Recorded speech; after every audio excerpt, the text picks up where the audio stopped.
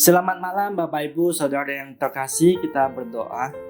Tuhan Yesus, kami mau berdoa, kami serahkan renungan ini ke dalam tangan-Mu.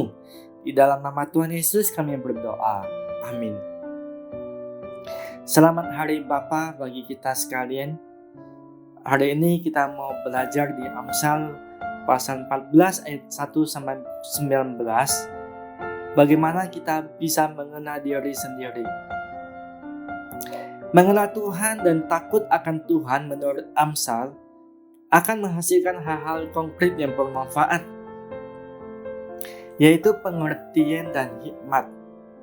Dari pengenalan yang benar akan Tuhan, maka lahirlah pengenalan akan diri sendiri yang baik.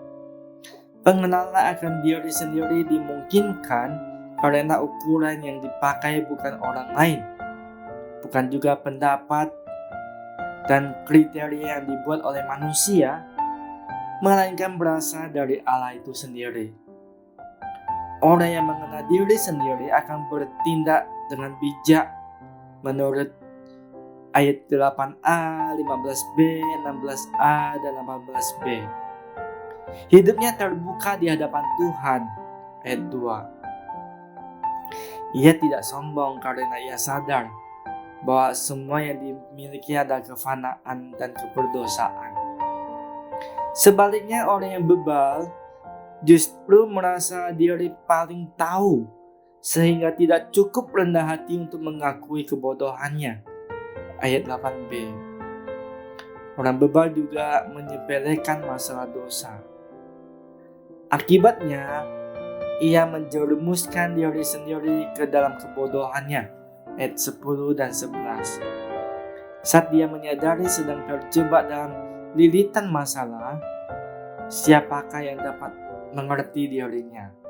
10 dan 13. Pengenalan diri yang benar akan membuat orang bertindak bijak terhadap sesama, terutama di dalam keluarganya.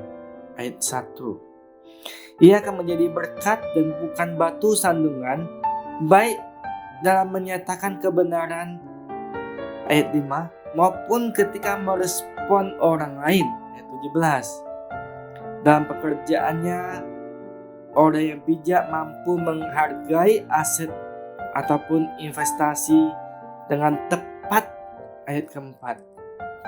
Sehingga pada akhirnya, orang bodoh akan menggantungkan hidupnya kepada orang berhikmat, ayat 19. Karena orang yang berhikmat akan terpancar kehidupan yang aman dan berarti. Pengenalan yang utuh tentang diri sendiri didapat dari pengenalan yang benar akan Allah. Pengenalan akan Allah diperoleh melalui pergaulan yang akrab dengan Dia setiap saat. Oleh karena itu, membaca Alkitab dan berdoa setiap hari merupakan keharusan yang tidak boleh ditawar-tawar lagi.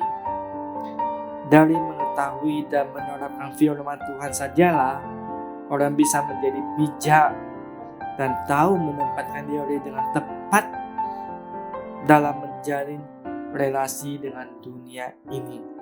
Kita berdoa. Bapa yang berada di surga, seringkali kami tidak mengenal diri kami sendiri, Tuhan. Saat ini kami mau berdoa, mohon hikmat-Mu Tuhan. Biarlah pergumulan kami dengan Engkau yang membuat kami semakin hari semakin boleh mengenal-Mu ya Tuhan, sehingga kami dapat mengenal diri kami dengan baik. Terima kasih Bapa, di dalam nama Tuhan Yesus kami berdoa. Amin.